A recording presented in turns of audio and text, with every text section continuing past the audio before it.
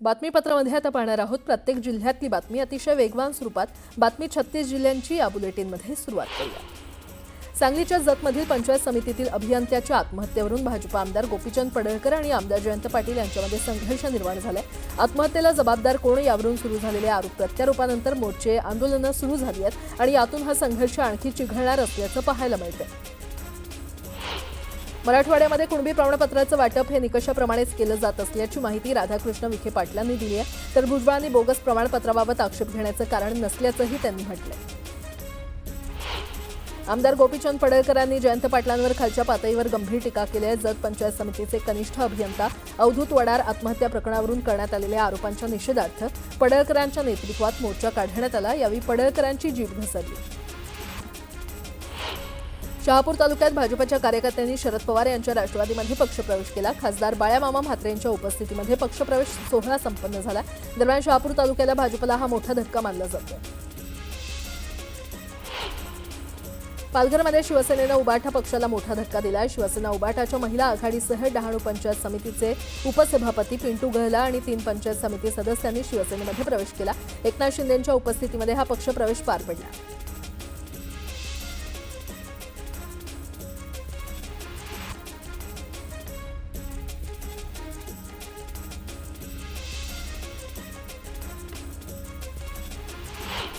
महाराष्ट्र राज्य सहकारी संघाचे अध्यक्ष आमदार प्रवीण दरेकर यांनी मुख्यमंत्री फडणवीसांची भेट घेतली।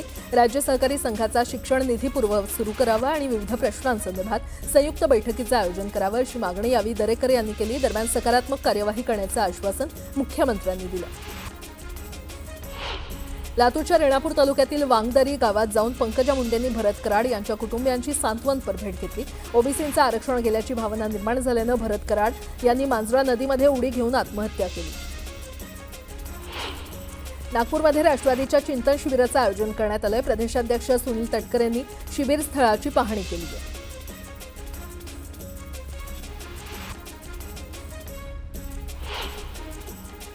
आता एक मोठी बातमी। देशातील तरुण विद्यार्थी आणि जेनझी पिढी भारताच्या राज्यघटनेचं संरक्षण करतील तसंच मत चोरी रोखतील अशी पोस्ट काँग्रेस नेते राहुल गांधींनी सोशल मीडियावर केली आहे। या संघर्षात आपण तरुणांच्या पाठीशी उभे राहणार असल्याचं राहुल गांधींनी या पोस्टमध्ये म्हटलेलं आहे। पण यातील जेनझीच्या उल्लेखामुळे अनेकांच्या भुवया उंचावल्यात, कारण नुकतंच शेजारी नेपाळमध्ये जेनझी आंदोलनामुळे सत्तांतर झालं। या पार्श्वभूमीवर राहुल गांधी यांच्या सोशल मीडियावरील पोस्टला महत्त्व प्राप्त झालं।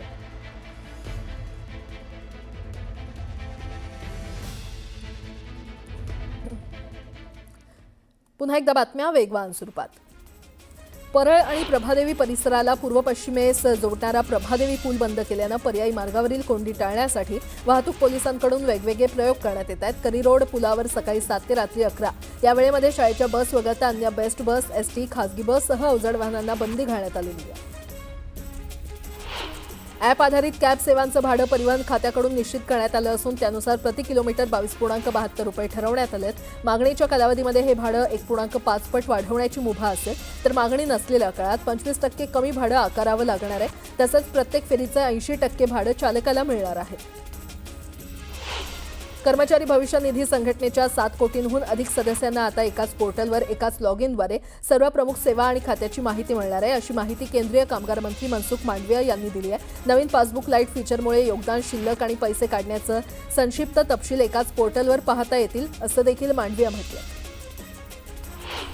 मुंबई महापालिका निवडणुकीची तयारी वेगानं सुरू झाली असून जानेवारी अखेरपर्यंत निवडणूक होण्याची शक्यता आहे। यासाठी महापालिकेकडून सर्व पातळ्यांवर नियोजन सुरू असून मतदानाच्या दिवशी जवळपास 70,000 कर्मचारी तैनात करण्यात येणार आहेत। याशिवाय पोलिंग मॅनेजमेंटसाठी 3,500 कर्मचारी तैनात असतील।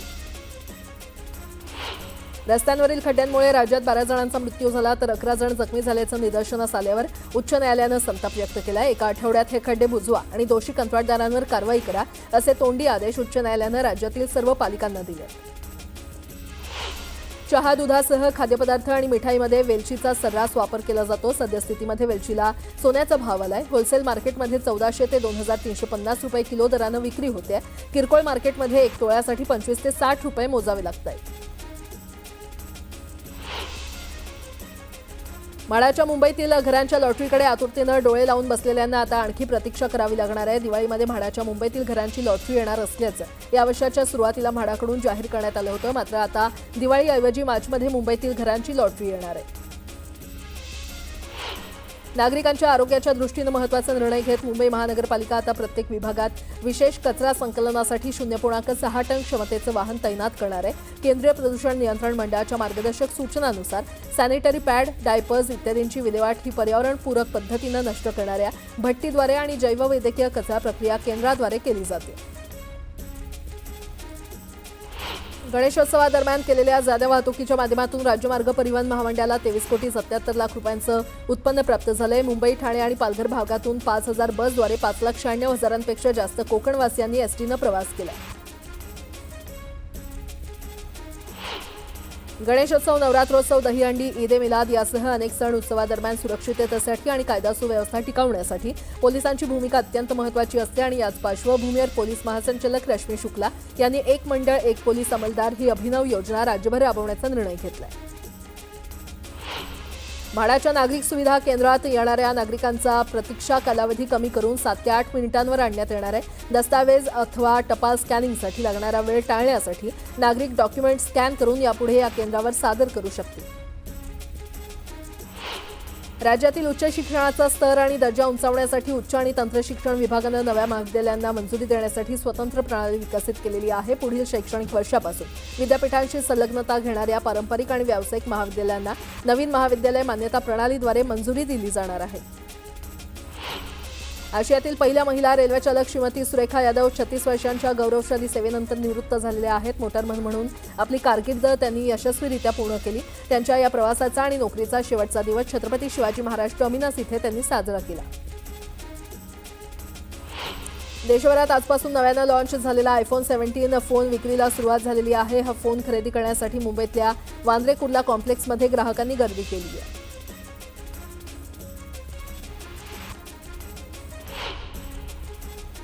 आता बातमी मंत्री छगन भुजबळ यांनी केलेल्या खळबळजनक दाव्यासंदर्भातली. अंतरवाली सराटीमध्ये झालेल्या दगडफेकीपूर्वी रात्रीतून काही बैठका झाल्या. त्यानंतर घरांच्या छतावर दगड रचून ठेवण्यात आले होते. ज्यावेळी पोलीस पोहोचले तेव्हा पोलिसांवर दगडफेक करण्यात आली. मात्र यापूर्वी रात्रीतून ज्या बैठका झाल्या त्यात शरद पवारांच्या पक्षातील काही आमदार होते असा दावा छगन भुजबळ यांनी केला. मराठा आरक्षणाच्या मागणीसाठी जरांगे यांनी सर्वात आधी अंतरवाली सराटीमध्ये आंदोलन केलं.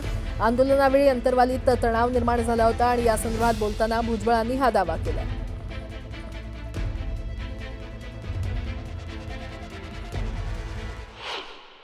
रात्रीतून मीटिंग झाल्या, त्याच्यामध्ये काही आमदार होते. होय, पवार साहेबांचे आमदार होते. मी नावं सुद्धा घेतली.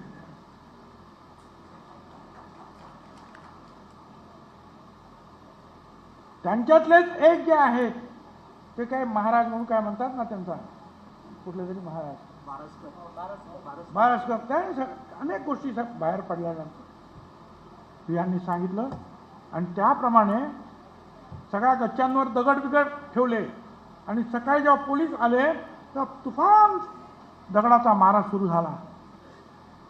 पोलीस पळत होते, घरामध्ये आश्रय घ्यायला, घरातून लाथा घालून त्यांना बाहेर काढले, परत बाहेर चोपायचे.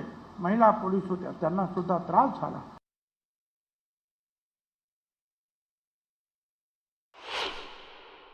आणि ते बरळवाडी ती ते जाऊन तिकडे भंगार आली बाबा, त्याचं काय तर ध्यान द्यायचं ते एवढेच काही बरळतं कुंकडे बी त्याच्यावर ध्यान द्यायचं नाही, त्यातला डोकं लावायचं नाही. ते आता वयाला गेलेले थोड्या दिवसात बघा तुम्ही लांब लांब हाती शेण देणार आहे जनावरांचे. त्याला ते कामातून गेलं. ते ना ओबीसीचं आहे ना मराठ्याचं आहे ना कुणाचं आहे. नेते असोत, आमदार असोत, खासदार असोत किंवा सत्ताधाऱ्यातले आमदार खासदार मंत्री असोत, जो आपल्या बाजूनं बोलतो त्याच्या बाजूनं मराठ्यांनी ठाम राहायचं. दरम्यान भुजबळांच्या या दाव्यासंदर्भात त्यांच्याशी बोलू असं उपमुख्यमंत्री अजित पवार म्हटलेत. पाहूयात. मला त्याच्याबद्दलचं माहिती नाही. मी उद्या संध्याकाळी ते आलेत किंवा उद्या आल्यानंतर त्यांना विचारेन, कारण त्यांनी एकदम गौप्यस्फोट केला तर त्याच्या पाठीमागची काय भूमिका आहे, काय त्यांची अधिकची माहिती ते मिळते.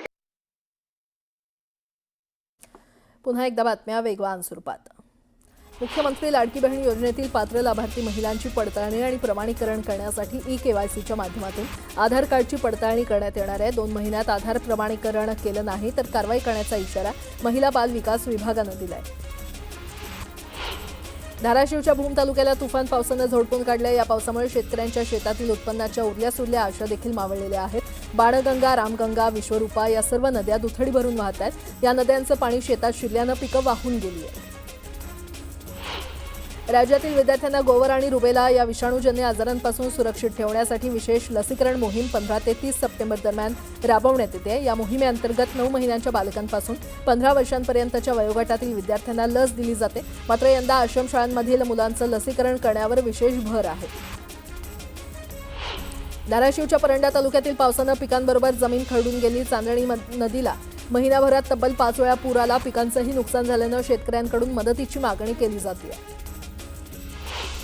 नंदीवाले तिरमल समाजाला सातारा गॅजेटनुसार अनुसूचित जाती जमातीमधून आरक्षण मिळावं या मागणीसाठी अहिल्यानगरमध्ये भव्य मोर्चा काढण्यात आला. छावा संघटनेचे प्रदेश कार्याध्यक्ष रावसाहेब काळे आणि नंदीवाले तिरमली समाजाचे सुभाष काकडे यांच्या नेतृत्वाखाली मोर्चाचं आयोजन करण्यात आलं होतं. कोल्हापुरातल्या कळे गावात रस्त्यासाठी लहान मुलांनी ठुमक आंदोलन केलं. गावातल्या बाजारपेठेतले रस्ते खराब झाल्यानं त्यांनी लक्ष वेधण्यासाठी केलेल्या आंदोलनाची चांगलीच चर्चा सुरू आहे. मुक्ताईनगरमध्ये जय मल्हार सेनेच्या वतीनं तहसील कार्यालयासमोर धरणे आंदोलन करण्यात आलं. धनगर समाजाचा समावेश अनुसूचित जमातीमध्ये करण्याची मागणी यावेळी आंदोलकांनी केली. पालकमंत्री संजय शिरसाट यांनी जायकवाडी धरणाचं जलपूजन केलं. धरणाला साडी, नारळ, पुष्प अर्पण करण्यात आलं. जायकवाडी धरण 100% भरलं असून या पावसाळ्यात 2दा पाण्याचा विसर्ग करण्यात आला. छत्रपती संभाजीनगरच्या पैठणमध्ये पावसामुळे पिकांचं अतोनात नुकसान झालं. पालकमंत्री संजय शिरसाट यांनी नुकसान झालेल्या भागातील पिकांची पाहणी केली. बुलढाण्याच्या पारखेड गावातील समाधान सोळंके यांच्या शेतात काम करत असताना अजगर जातीचा साप आढळून आला. सर्पमित्रांना पाचारण करून अजगराचं रेस्क्यू करण्यात आलं. 35 किलो वजनाच्या अजगराला रेस्क्यू करत त्याच्या नैसर्गिक अधिवासात सोडून देण्यात आलं. चंद्रपूर जिल्ह्यातील गडबोरी गावात बिबट्यानं 7 वर्षीय मुलाला काकाच्या हातातून ओढून नेल्याची घटना उघडकीस आली आहे. ही घटना सिंदेवाही तालुक्यातील गडबोरी इथे घडली आहे. प्रशील मानकर असं इयत्ता 2री मध्ये शिकणाऱ्या मुलाचं नाव आहे.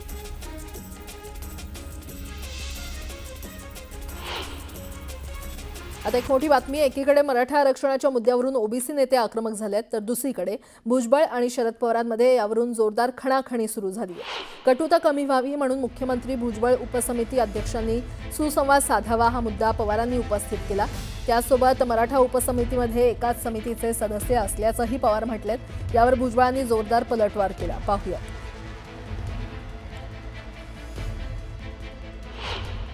एकांच्या कमिटीमध्ये एखाद दुसरी व्यक्ती शोधली आहे.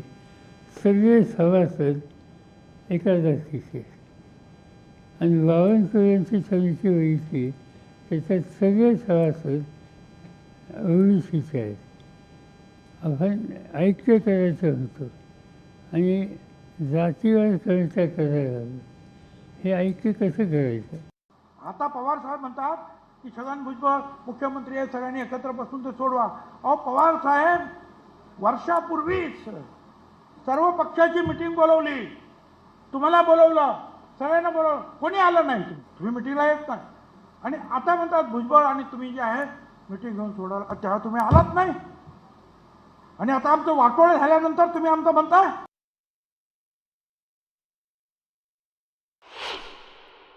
एकांच्या कमिटीमध्ये एखाद दुसरी व्यक्ती शोधली आहे. सर्व सभासद एका जातीचे आणि बावनकुळ्यांची समिती बघितली त्याच्यात सगळे सभासद ओबीसीचे आहेत. आपण ऐक्य करायचं होतं आणि जातीवाद करायचा करायला हे ऐक्य कसं करायचं. आता पवार साहेब म्हणतात की छगन भुजबळ मुख्यमंत्री आहे, सगळ्यांनी एकत्र बसून ते सोडवा. अहो पवार साहेब वर्षापूर्वीच सर्व पक्षाची मिटिंग बोलवली. तुम्हाला बोलवलं, सगळ्यांना बोलवलं, कोणी आलं नाही. तुम्ही मिटिंगला येत नाही आणि आता म्हणतात भुजबळ आणि तुम्ही जे आहे मिटिंग घेऊन सोडाल. तेव्हा तुम्ही आलात नाही आणि आता आमचं वाटोळे झाल्यानंतर तुम्ही आमचं म्हणताय. पुन्हा एकदा बातम्या वेगवान स्वरूपात. कल्याणमधील आचार्य अत्रे रंगमंदिर नाट्यगृहात प्रेक्षकांना मुदत संपलेल्या कोल्ड्रिंक बॉटल्स देण्यात आल्या आणि प्रेक्षकांनी याबाबत उपाहारगृह चालकाला जाब विचारल्यानंतर गोंधळ निर्माण झाला. उपाहारगृह मालकानं आपली चूक कबूल केल्यानंतर प्रेक्षकांनी कारवाईची मागणी केली. लांजी पोलीस ठाण्याच्या चौरिया वनक्षेत्रात असलेल्या दहियान इथे पोलिसांचा खबरी असल्याच्या संशयावरून नक्षलवाद्यांनी एका तरुणाची हत्या केली. पोलिसांनी शोध मोहीम राबवून त्याचा मृतदेह ताब्यात घेतला. अहिल्यानगर शहरातील अवैध कत्तलखान्यांच्या विरोधात आमदार संग्राम जगताप यांनी पुन्हा एकदा आक्रमक भूमिका घेतली आहे. कोटला परिसरातील महामार्गावर कत्तल केलेल्या जनावरांचे मांस सापडल्यानं आमदार जगताप संतप्त झाले. त्यांनी 2 तास रास्ता रोको करत प्रशासनाला धारेवर धरले. इंडिगो एअरलाईननं एक मोठी ऑफर आणलेली आहे. या ऑफर अंतर्गत इंडिगो विमान प्रवास केवळ 1,299 रुपयामध्ये करता येऊ शकणार आहे. इंडिगोनं आपल्या प्रवाशांसाठी grand runway fest offer launch केली आहे. या ऑफर अंतर्गत देशांतर्गत फ्लाईटचं तिकीट केवळ 1,299 रुपयांमध्ये तर आंतरराष्ट्रीय तिकीट केवळ 4,599 रुपयांपासून सुरू होत आहे.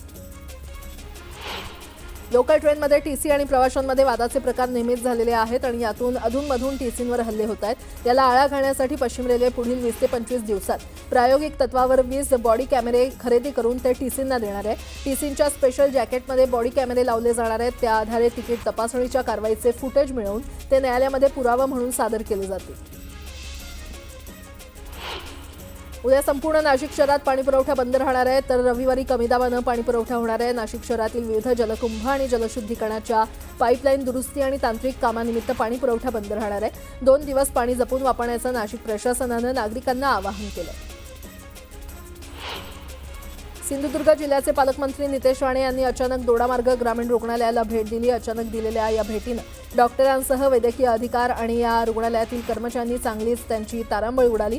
पालकमंत्री नितेश राणे यांनी थेट या रुग्णालयामध्ये जात रुग्णांशी संवाद साधला.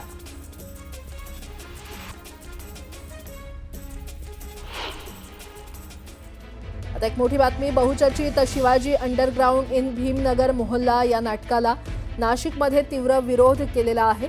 परशुराम संघटनेकडून पोलिसांना पत्र देण्यात आलंय. नाशिकमध्ये नाटकाचा प्रयोग होऊ देऊ नका अशी मागणी संघटनेनं केली आहे. संबंधित नाटकात आक्षेपार्ह संदर्भ असल्याचा दावा परशुराम संघटनेकडून करण्यात आलाय.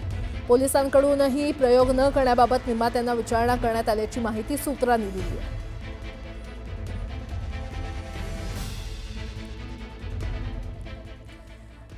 मुंबईत आंतरराष्ट्रीय बांबू दिनानिमित्त कार्यक्रम पार पडला आणि यात महाराष्ट्र गीत लावताना तांत्रिक अडचण आली. यावेळी मुख्यमंत्री देवेंद्र फडणवीस यांनी तत्परता दाखवत आपल्या मोबाईलमधून महाराष्ट्र गीत माईक समोर लावलं आणि समयसूचकतेचं उत्तम उदाहरण घालून दिलं.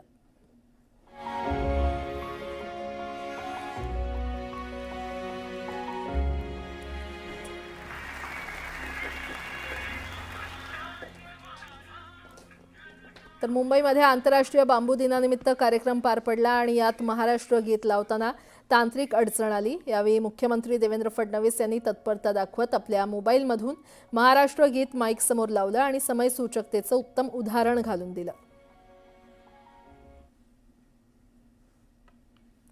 नागपूर विद्यापीठात कॅरी ऑनच्या मागणीसाठी विद्यार्थ्यांनी आंदोलन केलं. विद्यापीठाच्या कुलगुरूंच्या कारखाली जाण्याचा प्रयत्न विद्यार्थ्यांनी केला. दरम्यान सुरक्षा रक्षकांनी मुलांना कारखालून वेळीच बाहेर काढलं आणि त्यामुळे मोठा अनर्थ टळला. अकोल्यातील जिल्हाधिकारी कार्यालयासमोर ओबीसी आरक्षण बचाव समितीच्या वतीनं आमरण उपोषण सुरू आहे. या उपोषणाचा आजचा 4था दिवस असून उपोषणकर्ते शंकर पारेकर यांची प्रकृती खालावली आहे. गोंदिया जिल्ह्यातील उचेपूर गावाच्या ग्रामस्थांनी बिअर बारच्या विरोधात एल्गार पुकारला. शेकडो ग्रामस्थांनी एकत्र येत बिअर बारचा परवाना रद्द करण्याच्या मागणीचं निवेदन राज्य उत्पादन शुल्क अधीक्षकांना दिलं. हिंगोली जिल्ह्यातल्या कुणकर पिंपरी गावातील नागरिकांनी औंढा नागनाथ पंचायत समिती कार्यालयामध्ये गुरं सोबत घेऊन आंदोलन केलं. पंतप्रधान आवास योजना आणि रमाई घरकुल योजनेतून घरकुल मंजूर झालेली आहेत, मात्र अद्याप घरकुलचा हप्ता न मिळाल्यानं लाभार्थ्यांनी आंदोलन केलं.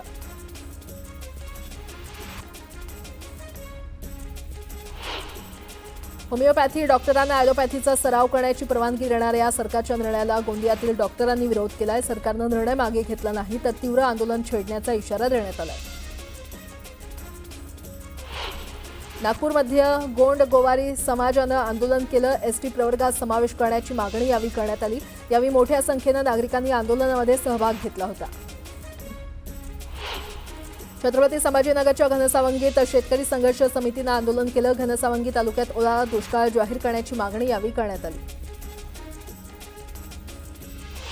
बुलढाण्यात सकल मातंग समाजानं जिल्हाधिकारी कार्यालयासमोर आंदोलन केलं. न्यायमूर्ती बदल समितीला मुदतवाढ दिल्याचा विरोध करण्यात आला. 6 महिन्यांसाठी दिलेली मुदतवाढ तातडीनं रद्द करण्याची मागणी यावेळी करण्यात आली. पुण्यात पालिकेविरोधात चिखलात बसून आंदोलन करण्यात आलं. पुलावर पाणी साचत असल्यानं नागरिकांना नाहक त्रास होतोय आणि तातडीनं पुलावरील रस्ता दुरुस्त करण्याची मागणी यावेळी करण्यात आली.